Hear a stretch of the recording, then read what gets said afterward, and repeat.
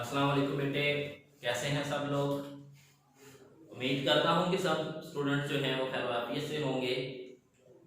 बेटे हमने chapter number 13 start किया है सेकंड ईयर केमिस्ट्री से।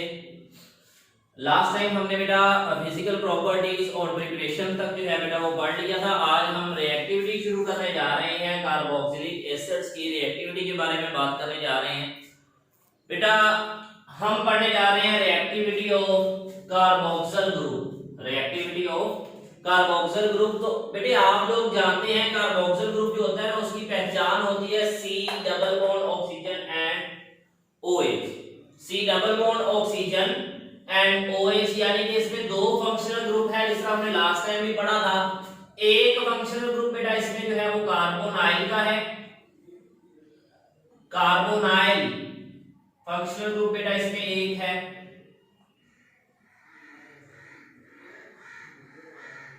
कार्बोनाइल ग्रुप, और इसके अलावा बेटा इसमें जो सेकंड फंक्शनल ग्रुप है बेटा वो है OH।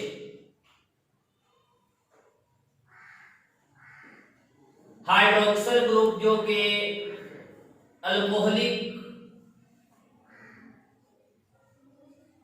कंपाउंड्स में आप लोगों ने पढ़ा था। एक कार्बोनाइल और सेकंड बेटा जो फंक्शनल ग्रुप है वो है कार्बोक्सिल ग्रुप। हाइड्रोक्सिल ग्रुप और कार्बोनाइल दोनों बेटा इसमें शामिल हैं। तो इन दोनों को बेटा हम मिला देते हैं तो हमारे पास बन जाता है कार्बोक्सिल ग्रुप। ये हमने लास्ट टाइम पहले दिन बेटा जब हमने ये चैप्टर स्टार्ट किया था उसी दिन से हम ये बात जो है बेटा वो पढ़ रहे हैं कार्बोक्सिल ग्रुप के बारे में कि ये क्या होता है। अब बेटा चूंकि इसमें दो फंक्शनल ग्रुप हैं तो इसमें इन दोनों फंक्शनल ग्रुप के जो है वो रिएक्शन बेटा जो होंगे वो कार्बोक्सिल ग्रुप शो करेगा। यानी कार्बोक्सिल ग्रुप के रिएक्शंस जो हैं वो रिएक्शन होंगे ड्यू टू कार्बोनाइल ग्रुप और ड्यू टू हाइड्रोक्सिल ग्रुप। इन दोनों की वजह से वो रिएक्शंस जो है वो शो करेगा।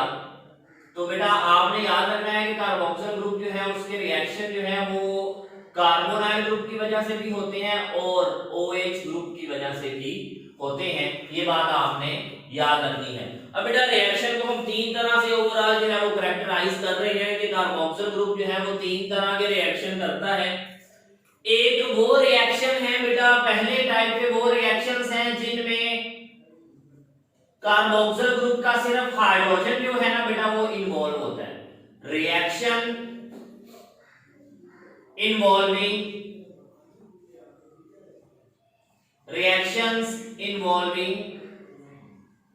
हाइड्रोजन एटम, वो रिएक्शन जिनमें कार्बोक्सिल ग्रुप का हाइड्रोजन एटम बेटा सिर्फ जो है ना वो शामिल होता है। ये हाइड्रोजन जो है जिसमें पार्टिसिपेट करता है वो रिएक्शन। दूसरा बेटा जो रिएक्शन है वो हमारे पास होंगे reactions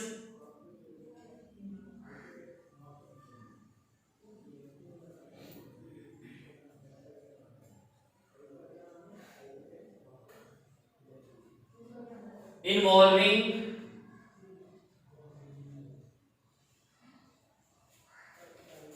OH group. Reaction involving OH group. फिर दूसरी टाइप में बेटा जो रिएक्शन है ये वो रिएक्शन होंगे जिसमें पूरा ये ग्रुप जो है वो OH ग्रुप पार्टिसिपेट करेगा। दूसरे रिएक्शन हमारे पास वो होंगे जिनमें पूरा OH ग्रुप जो है बेटा वो पार्टिसिपेट करेगा। तो ये दूसरे टाइप के रिएक्शन होंगे बेटा, ऐसे रिएक्शन जिनमें OH ग्रुप मुकम्मल जो है वो पार्टिसिपेट करेगा। और बेटा जो तीसरे रिएक्शन होते हैं वो रिएक्शन होते हैं जिनमें पूरा कार्बोक्सिल ग्रुप जो है वो पार्टिसिपेट करता है। तो थर्ड टाइप के जो रिएक्शन है बेटा ये वो रिएक्शन होंगे reactions involving carboxyl group. Reaction involving carboxyl group के पूरा कार्बोक्सिल ग्रुप बेटा जो होगा वो इसमें पार्टिसिपेट करेगा। तो ये वो रिएक्शन है जिनमें कार्बोक्सिल ग्रुप जो है बेटा वो पार्टिसिपेट करता है। तो तीन तरह के रिएक्शन हैं कार्बोक्सिलिक एसिड्स के। वो रिएक्शन जिसमें इस कार्बोक्सिल ग्रुप का हाइड्रोजन सिर्फ इन्वॉल्व होता है। दूसरे टाइप के वो रिएक्शन होंगे जिनमें OH ग्रुप बेटा जो है वो इन्वॉल्व होता है, हाइड्रोक्सिल ग्रुप। और तीसरी टाइप के वो रिएक्शन जिसमें पूरा कार्बोक्सिल ग्रुप जो है वो इन्वॉल्व होगा, पूरा कार्बोक्सिल ग्रुप जो है वो शामिल होगा। तो बेटा हम इनको वन बाय वन जो है वो स्टार्ट करते हैं। तो हम स्टार्ट करने जा रहे हैं उन रिएक्शन से जिनमें सिर्फ और सिर्फ हाइड्रोजन एटम जो है बेटा वो पार्टिसिपेट करता है। तो हम वो रिएक्शन पढ़ने जा रहे हैं, reactions involving hydrogen atom, reaction involving hydrogen atom, वो रिएक्शन जिनमें पूरा हाइड्रोजन एटम जो है बेटा वो पार्टिसिपेट करेगा। कार्बोक्सिल ग्रुप से पूरा कार्बोक्सिल ग्रुप से जो है वो बेटा हाइड्रोजन एटम जो है वो सिर्फ पार्टिसिपेट करेगा। तो ये वो रिएक्शन होंगे जिनमें सिर्फ और सिर्फ हाइड्रोजन एटम जो है वो कार्बोक्सिल ग्रुप का पार्टिसिपेट करेगा। तो आपने इनको याद कर लेना है कि बेटा अब हम पहली टाइप के रिएक्शन पढ़ने जा रहे हैं जिनमें कार्बोक्सिल ग्रुप जो है ना उसका हाइड्रोजन सिर्फ और सिर्फ हाइड्रोजन पार्टिसिपेट करता है। तो बेटा हम जानते हैं कि जो कार्बोक्सिलिक एसिड्स हैं बेटा उनको हम एसिड कहते हैं। इसका मतलब है कि वो एसिड्स हैं यानी प्रोटॉन डोनेट कर सकते हैं। वीक एसिड होते हैं मिनरल एसिड की निस्बत, यानी कि मिनरल एसिड कौन कौन से, HCl, H2SO4 और HNO3 nitric acid, sulphuric acid और हाइड्रोक्लोरिक एसिड, उनके निस्बत ये वीक एसिड होते हैं। लेकिन बेटा फिर भी वो कहते हैं कि ये वीक एसिड हैं, लेकिन वाटर में अगर हम इनको डिसॉल्व करेंगे तो ये प्रोटॉन डोनेट करने की सलाहियत रखते हैं। अगर आप इनको वाटर में डिसॉल्व करते हैं तो बेटा ये वाटर के अंदर प्रोटॉन डोनेट करने की सलाहियत रखते हैं। तो आपने इस बात को याद रखना है कि ये वो रिएक्शन हम पढ़ रहे हैं जिनमें हाइड्रोजन एटम इन्वॉल्व होता है। और हाइड्रोजन एटम जो कार्बोक्सिल ग्रुप का होता है बेटा ये एसिडिक बिहेवियर को शो करता है। आपने याद रखना है कि एसिडिक बिहेवियर को ये रिएक्शन जो है वो शो करेंगे। तो ये वो रिएक्शन हम पढ़ने जा रहे हैं जो कार्बोक्सिलिक एसिड्स के एसिडिक बिहेवियर को शो करेंगे, क्योंकि हमने कहा कि ये एसिड होते हैं और एसिड की पहचान क्या होती है, एसिड की पहचान होती है कि एसिड जो है वो प्रोटॉन डोनेट करता है। तो अगर बेटा कार्बोक्सिल ग्रुप अपना प्रोटॉन डोनेट करेगा तो अल्टीमेटली वो एसिडिक बिहेवियर जो है वो शो करेगा। तो हाइड्रोजन एटम जिन रिएक्शन में शामिल है वो एसिडिक नेचर में वो रिएक्शन होंगे। तो सबसे पहले बेटा सवाल ये है कि अगर हम इनको कार्बोक्सिलिक एसिड को अगर हम वाटर में डिसॉल्व करते हैं तो क्या ये वाटर में एसिडिक बिहेवियर शो करता है। तो जैसे ही हम इनको वाटर में ऐड करेंगे बेटा तो ये क्या बना देगा, ये आयोनाइज होके हमें प्रोटॉन डोनेट करता है, प्रोटॉन डोनेट करता है और कार्बोक्सिलेट आयन बनता है, कार्बोक्सिलेट आयन बनता है। तो इसका मतलब है कि अगर ये कार्बोक्सिलिक एसिड जो है वो प्रोटॉन डोनेट कर रहा है तो इसका मतलब ये एसिड है। अगर ये प्रोटॉन डोनेट कर रहा है तो इसका मतलब है ये एसिड है। तो अब हमने इसकी एसिडिक बिहेवियर को पढ़ना है, एसिडिक बिहेवियर को हमने स्टडी करना है। बेटा एक एसिड क्या होता है, एसिड की खुसूसियात क्या होती है, एसिड क्या होता है और एसिड की खुसूसियात क्या होती है। बेटा एसिड के रिएक्शंस को के ये एसिडिक बिहेवियर शो कर रहा है तो इसकी एसिडिटी को पढ़ने के लिए हमारे पास कुछ खास कैरेक्टरिस्टिक्स होते हैं। वो क्या है कि एसिड वो होता है जो प्रोटॉन डोनेट करता है, जी कर रहा है। एसिड वो होता है जो बेस के साथ रिएक्शन करे और सॉल्ट एंड वाटर बनाए, बेस के साथ रिएक्शन करके सॉल्ट एंड वाटर बनाए। तो हमने बेटा पहला जो रिएक्शन इसका लिखना है वो लिखना है बेस के साथ reaction, reaction with basis, reaction with basis. तो बेटा ये मेरे पास एक कार्बोक्सिलिक एसिड है जिसको हम कहते हैं कि 2 कार्बन वाला कार्बोक्सिलिक एसिड है। ये हमने एसिड ले लिया, इसका हम किसी बेस के साथ रिएक्शन करवाने जा रहे हैं। बेस हम ले लेते हैं, लेट्स सपोज सोडियम हाइड्रोक्साइड। ये हमने बेटा एक बेस ले ली और अब हम एसिड बेस रिएक्शन करवा रहे हैं। तो आप लोग जानते हैं जब एक एसिड किसी बेस के साथ रिएक्शन करता है तो बेटा सॉल्ट बनता है, साथ में वाटर बनता है, क्योंकि एसिड की खुसूसियत होती है कि वो H+ आयन डोनेट करता है और बेस की खुसूसियत होती है कि वो OH नेगेटिव आयन जो है वो डोनेट करती है। तो यहां से क्या बनेगा, जब एसिड जो है वो H+ आयन डोनेट करे और base OH negative ion donate करे तो बेटा यहां से बनेगा वाटर। वाटर के साथ क्या बनेगा, हमें एक सॉल्ट मिलेगा। वो सॉल्ट कौन सा होगा बेटा, वो सॉल्ट होगा यहाँ पे एसिटिक एसिड का सॉल्ट अगर हम बनाते हैं तो वो हमारे पास बनेगा सोडियम एसीटेट, सोडियम एसीटेट। तो ये हमारे पास बेटा सोडियम एसीटेट जो है वो प्रोड्यूस हो गया है, साथ में वाटर और सॉल्ट बना, तो इसको हम कहते हैं सॉल्ट फॉर्मेशन। तो ये जो हमारे पास वाटर बना है और उसके साथ क्या बना है बेटा, सॉल्ट बना है, ठीक है, उसके साथ सॉल्ट बना है। तो ये हमने पढ़ा कि जब एक एसिड बेस के साथ रिएक्शन करता है तो सॉल्ट और वाटर बनाता है। तो हमने कार्बोक्सिलिक एसिड का रिएक्शन करवा के देखा एक बेस के साथ, तो बेटा इसने क्या बनाया, वाटर बनाया, साथ में कौन सा सॉल्ट बनाया, सोडियम एसीटेट बना दिया। इसके बाद हमने इसके रिएक्शन पढ़ने हैं कार्बोनेट और बाइकार्बोनेट के साथ। तो बेटा आपने यहाँ पे एक बात याद रखनी है कि जब एक एसिड किसी कार्बोनेट से या बाइकार्बोनेट से रिएक्शन करता है, तो अगर वो कंपाउंड एसिड है तो कार्बोनेट से रिएक्शन कर रहा है, तो बेटा वो CO2 गैस रिलीज करेगा। तो वो क्या करेगा, CO2 गैस रिलीज करेगा। अगर एक एसिड जो है वो बेटा वो कार्बोनेट से रिएक्शन कर रहा है तो सॉल्ट बनाएगा और साथ में CO2 गैस जो है वो रिलीज करेगा, कार्बन डाइऑक्साइड गैस जो है वो रिलीज होगी। तो बेटा यहाँ पे हमने क्या किया, हमने एसिटिक एसिड लिया, उसका हमने रिएक्शन करवाया सोडियम कार्बोनेट के साथ। एसिटिक एसिड का हमने रिएक्शन किसके साथ करवाया, सोडियम कार्बोनेट के साथ। तो बेटा ये हमारे पास क्या बन गया, सॉल्ट बन गया, सोडियम एसीटेट, जिसको हम पहले रिएक्शन में भी कह चुके थे ये सॉल्ट है। सॉल्ट के साथ बेटा क्या प्रोड्यूस हुई, CO2 गैस। तो एक एसिड की बेटा ये खासियत होती है कि जब वो रिएक्शन करता है कार्बोनेट के साथ तो वो सॉल्ट बनाता है और उसके साथ CO2 गैस जो है वो रिलीज करता है, तो साथ वाटर बेटा बन जाएगा बाय प्रोडक्ट के तौर पर। तो कार्बोक्सिलिक एसिड बेटा जब किसी कार्बोनेट से रिएक्शन करेगा या बाइकार्बोनेट से रिएक्शन करेगा तो ये CO2 गैस जो है वो रिलीज करेगा। तो आपने यहाँ पे पहचान याद रखनी है कि जब भी एक एसिड जो है वो किसी कार्बोनेट से या बाइकार्बोनेट से रिएक्शन करता है तो बेटा वो CO2 गैस जो है ना वो रिलीज करता है। तो इस पॉइंट को बेटा आपने याद रखना है कि जब एक एसिड किसी जो कार्बोनेट या बाइकार्बोनेट से रिएक्शन करता है तो बेटा वो CO2 गैस को रिलीज करता है। और हमने एसिटिक एसिड का यानी कार्बोक्सिलिक एसिड का रिएक्शन करवाया कार्बोनेट के साथ तो CO2 गैस बनी, साथ में सॉल्ट बना। इसी तरह अगर हम सोडियम का बाइकार्बोनेट ले लेंगे तो बेटा ये भी सेम रिएक्शन होगा, यही सेम प्रोडक्ट हमें मिलेगी।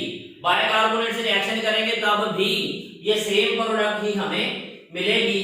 नेक्स्ट बेटा जो पहली कैटेगरी है कि वो रिएक्शन जिसमें हाइड्रोजन एटम जो है वो इन्वॉल्व होता है, उसमें बेटा पहले हमने आयोनाइजेशन पढ़ी कि एसिडिक बिहेवियर, प्रोटॉन डोनेशन पढ़ी, फिर हमने बेस के साथ रिएक्शन पढ़ा, फिर हमने कार्बोनेट और बाइकार्बोनेट के साथ रिएक्शन पढ़ा। अब बेटा हम पढ़ने जा रहे हैं रिएक्शन विद मेटल्स। बेटा एक एसिड की खासियत होती है कि जब वो किसी मेटल से रिएक्शन करता है तो बेटा वो रिलीज करता है हाइड्रोजन गैस। एक एसिड की खासियत होती है कि जब वो किसी मेटल से रिएक्शन करता है तो H2 गैस जो है बेटा ये रिलीज करता है, ये एसिड की खासियत है। तो यहाँ पे हमने रिएक्शन करवाया कार्बोक्सिलिक एसिड, हमने ले लिया 2 कार्बन वाला यानी एसिटिक एसिड ले लिया बेटा, इसका हमने रिएक्शन करवा दिया सोडियम मेटल के साथ। तो जब हमने इसका सोडियम मेटल से रिएक्शन करवाया तो बेटा हमारे पास क्या प्रोड्यूस हुई, हमारे पास यहाँ पे प्रोड्यूस हुई hydrogen gas plus sodium salt of carboxylic acid यानी 2 कार्बन वाला आपने एसिड लिया है तो उस 2 कार्बन वाले एसिड का बेटा जो है वो सोडियम सॉल्ट प्रिपेयर यहाँ पे हो जाएगा। तो ये हमें मिलेगा यहाँ पे सोडियम एसीटेट सॉल्ट बना, साथ में ये हाइड्रोजन गैस जो है वो रिलीज हो जाएगी। अब बेटा ये थे वो रिएक्शन जिसमें कार्बोक्सिल ग्रुप का हाइड्रोजन एटम इन्वॉल्व होता है, शामिल होता है। तो बेटा आपने याद रखना है कि अगर कार्बोक्सिल ग्रुप का हाइड्रोजन एटम जो है वो रिएक्शन में पार्टिसिपेट कर रहा है सिर्फ और सिर्फ, तो फिर वो एसिडिक बिहेवियर को जाहिर कर रहा होगा। और एसिडिक बिहेवियर को जाहिर कर रहा है अल्टीमेटली एक एसिड वो होता है जो प्रोटॉन डोनेट करता है। तो अगर हम कार्बोक्सिलिक एसिड की आयोनाइजेशन पढ़ेंगे तो उसमें वो वाटर में अगर उसको हल करेंगे तो वो वाटर में प्रोटॉन जो है वो डोनेट करेगा, इसका मतलब वो एसिडिक बिहेवियर रखता है। फिर हमने उसके रिएक्शन को जस्टिफाई किया, हमने बेस के साथ रिएक्शन पढ़े, कार्बोनेट के साथ पढ़े और मेटल के साथ पढ़े। तो ये था बेटा पहली कैटेगरी का रिएक्शंस जो हमने पढ़ लिए हैं। अब हम दूसरी कैटेगरी पे आ जाते हैं, वो रिएक्शंस जिनमें OH ग्रुप जो है वो शामिल होगा। रिएक्शंस इन्वॉल्विंग OH ग्रुप, वो रिएक्शन जिनमें हाइड्रोक्सिल ग्रुप जो है वो शामिल होगा। कार्बोक्सिल ग्रुप से हाइड्रोक्सिल ग्रुप जो है बेटा वो सिर्फ और सिर्फ पार्टिसिपेट जिन रिएक्शंस में करेगा, वो हमारे पास रिएक्शन आ गए हैं। इनमें बेटा सबसे पहला जो रिएक्शन है वो है असाइल क्लोराइड की formation of acyl chloride. Acyl chloride की फॉर्मेशन में हमारे पास बेटा दो रिएक्शन है। पहला है कि हम PCl5 से रिएक्शन करवा दें फास्फोरस पेंटाक्लोराइड से। तो आपने यहाँ पे याद रखना है कि ये हम क्या बना रहे हैं, ये हम असाइल क्लोराइड बना रहे हैं। पहला जो रिएक्शन है आपके पास वो क्या है, वो है असाइल क्लोराइड की फॉर्मेशन। कि असाइल क्लोराइड कैसे बनेगा? असाइल क्लोराइड बनाने के लिए हमारे पास दो तरीके हैं कि हम कार्बोक्सिलिक एसिड का रिएक्शन करवा लें फास्फोरस पेंटाक्लोराइड से, या थायोनाइल क्लोराइड से रिएक्शन करवा लें तो असाइल क्लोराइड बन सकते हैं। तो अब बेटा हमने पहला जो रिएक्शन है उसमें हमने क्या किया, हमने दो कार्बन वाला कार्बोक्सिलिक एसिड लिया और उसका हमने रिएक्शन किसके साथ करवाया, PCl5 के साथ। तो आपने याद रखना है कि यहां से फास्फोरस, यहां से ऑक्सीजन और यहां से तीन क्लोरीन मिलकर क्या बना देंगे, POCl3। और यहां से ये एक हाइड्रोजन और यहां से एक क्लोरीन मिलकर HCl बना देंगे। अब बेटा एक क्लोरीन जो बच गई है वो आगे इस ग्रुप से अटैच हो जाएगी, तो ये हमारे पास है वो प्रोडक्ट मिलेगी। इस प्रोडक्ट को हम कहते हैं एसिटाइल क्लोराइड। इस प्रोडक्ट को हम क्या कहते हैं, एसिटाइल क्लोराइड। तो ये जो प्रोडक्ट हमें मिली है बेटा इसका नाम क्या है, इसका नाम है एसिटाइल। एसिटिक एसिड से बना रहे हैं इसलिए हम कहते हैं एसिटाइल है ये, और इसको हम कहेंगे एसिटाइल क्लोराइड। एसिटाइल क्लोराइड बेटा हमारे पास प्रोड्यूस हो जाएगा जब हम एसिटिक एसिड का रिएक्शन करवाते हैं PCl5 के साथ, यानी फास्फोरस पेंटाक्लोराइड के साथ। नेक्स्ट बेटा हमारे पास इसी कैटेगरी का असाइल क्लोराइड की फॉर्मेशन का दूसरा रिएक्शन है, थायोनाइल क्लोराइड से रिएक्शन करवाना है। आप लोग जानते हैं, आप लोगों ने चैप्टर नंबर 11 में, चैप्टर नंबर 10 में ये रिएक्शन जो है वो पढ़ा हुआ है। थायोनाइल क्लोराइड से अल्कोहल रिएक्शन करते हैं तो अल्काइल हैलाइड बनता है, और अगर कार्बोक्सिल ग्रुप रिएक्शन करेगा तो फिर क्या बनेगा, फिर असाइल ग्रुप बनेगा। फिर क्या बनेगा, फिर असाइल ग्रुप बनेगा। तो बेटा अब SOCl2 थायोनाइल क्लोराइड इसके साथ जब ये रिएक्शन करता है तो बेटा ये रिएक्शन कुछ इस तरह से होता है, आपने इसको याद रखना है कि यहां से SO और यहां से ये O,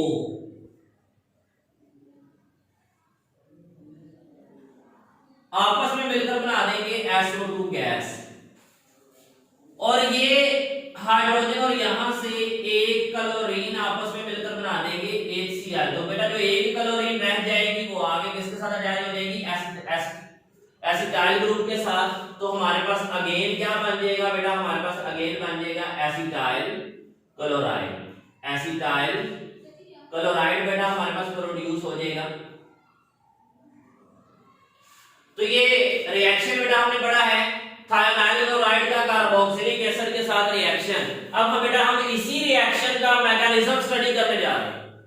थायोनाइल क्लोराइड के साथ जो रिएक्शन हुआ है कार्बोक्सिलिक एसिड का, इसी रिएक्शन का हम मैकेनिज्म बेटा स्टडी करने जा रहे हैं। तो पहले स्टेप में बेटा क्या होता है, पहले स्टेप में कार्बोक्सिलिक एसिड और थायोनाइल क्लोराइड में रिएक्शन स्टार्ट होता है, इंटरमीडिएट स्पीशीज बनेगी। बेटा आपने याद रखना है कि पहले स्टेप में यहां पे जो कार्बोक्सिलिक एसिड की ऑक्सीजन जो है ना बेटा ये अटैक करेगी सल्फर के ऊपर, और ये वाला बॉन्ड जो है सल्फर को अल्टीमेटली किसको ट्रांसफर कर देगी, वो ट्रांसफर कर देगी क्लोरीन को। क्लोरीन यहां से बॉन्ड लेके बेटा बना देगी Cl नेगेटिव। और जब ये ऑक्सीजन दो बॉन्ड पहले बना चुकी है, जब ये सल्फर के साथ बॉन्ड बनाना चाह रही है बेटा, तो यहां से ये जो हाइड्रोजन है ये अपना बॉन्ड ये वाला ब्रेक करके H+ बना के यहां से रिलीज हो जाएगी, और हमें ऑक्सीजन का बॉन्ड किसके साथ मिलेगा, सल्फर के साथ मिलेगा। तो हमारे पास रिजल्टिंग स्पीशीज ये बन जाएगी CH3 single bond C double bond oxygen और उसका सिंगल बॉन्ड इस ऑक्सीजन के साथ। आगे ये ऑक्सीजन अटैच किसके साथ है, सल्फर के साथ है, और सल्फर के साथ एक क्लोरीन और एक ऑक्सीजन डबल बॉन्ड बना के जुड़े होंगे। ये क्लोरीन बेटा यहां से रिलीज हो जाएगी।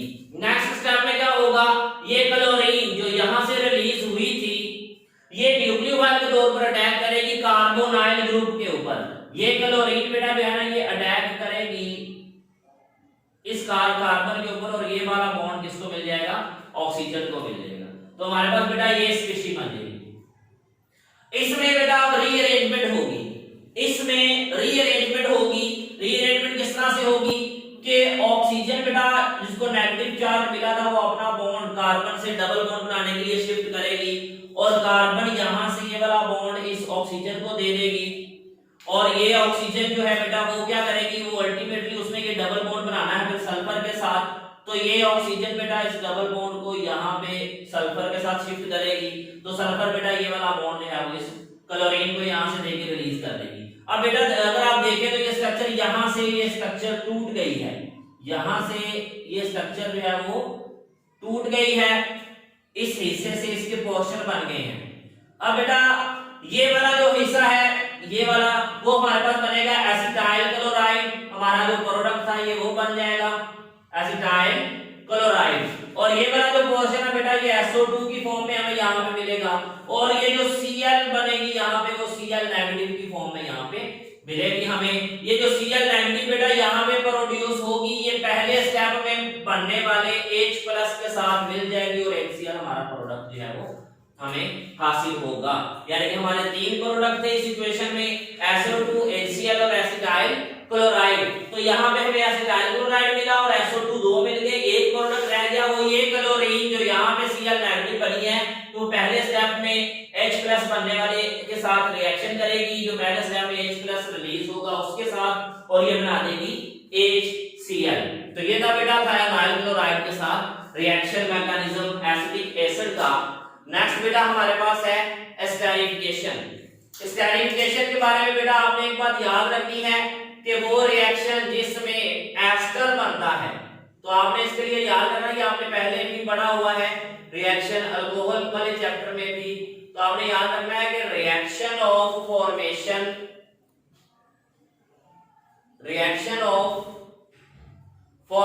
ऑफ एस्टर, रिएक्शन ऑफ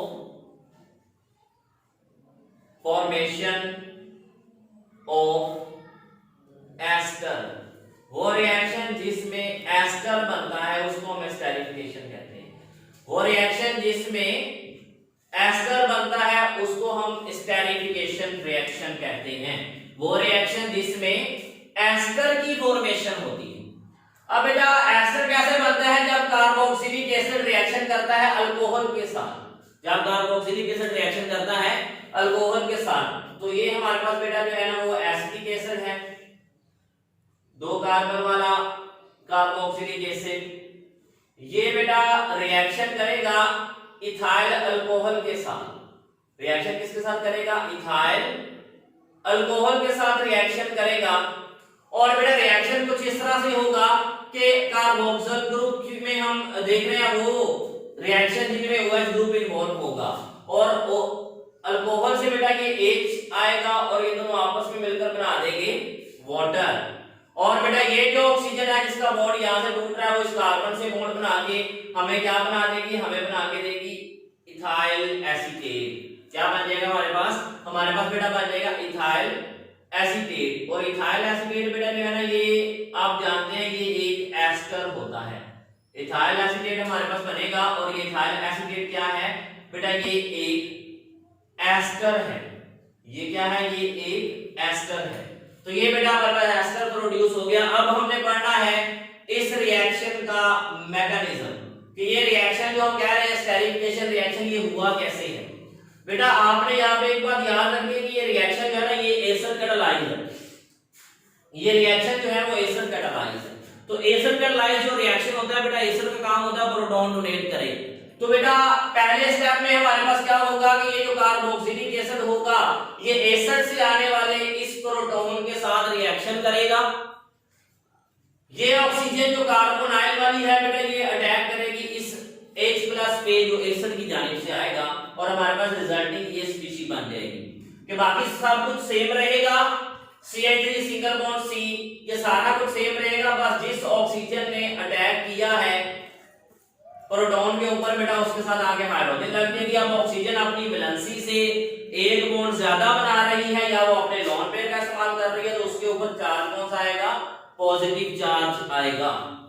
अब बेटा ये जो स्पीशीज बनी है इसमें इथाइल अल्कोहल जो है बेटा उसकी ये ऑक्सीजन इथाइल अल्कोहल जो यहाँ पे हमने इस तरह लिखा था हमने उसकी ओरिएंटेशन चेंज करके लिखा है, ये अटैक करेगा इस कार्बन के ऊपर जो कि इलेक्ट्रॉन डेफिशिएंट होगी, अब जो कि बहुत ज्यादा इलेक्ट्रॉन डेफिशिएंट होगी। तो जब ये अटैक करेगा इसके ऊपर तो ये वाला बॉन्ड इसको मिल जाएगा और हमें क्या मिलेगा, हमें यहाँ पे ये स्पीशीज मिल जाएगी जिसमें पॉजिटिव चार्ज जो है वो इथाइल अल्कोहल की ऑक्सीजन के ऊपर मौजूद होगा जिसने लोन पेयर का इस्तेमाल करके बॉन्ड बनाया। अब बेटा ये खुद को दोबारा से रीअरेंज करेगा, रीअरेंज बेटा कुछ इस तरह से करेगा कि ये जो हाइड्रोजन है यहाँ पे ये हाइड्रोजन ये बेटा ट्रांसफर हो जाएगी इस ऑक्सीजन की जानिब और ये वाला जो बॉन्ड है ऑक्सीजन को मिल जाएगा तो उसके ऊपर पॉजिटिव चार्ज बेटा जो था वो खत्म हो गया और यहाँ पे ये ऑक्सीजन जो है वो OH2 नेगेटिव OH2 पॉजिटिव जो है वो पॉजिटिव बन जाएगी। तो इसके बाद अब बेटा दोबारा से आखिरी स्टेप में जो है वो रीअरेंजमेंट होगी।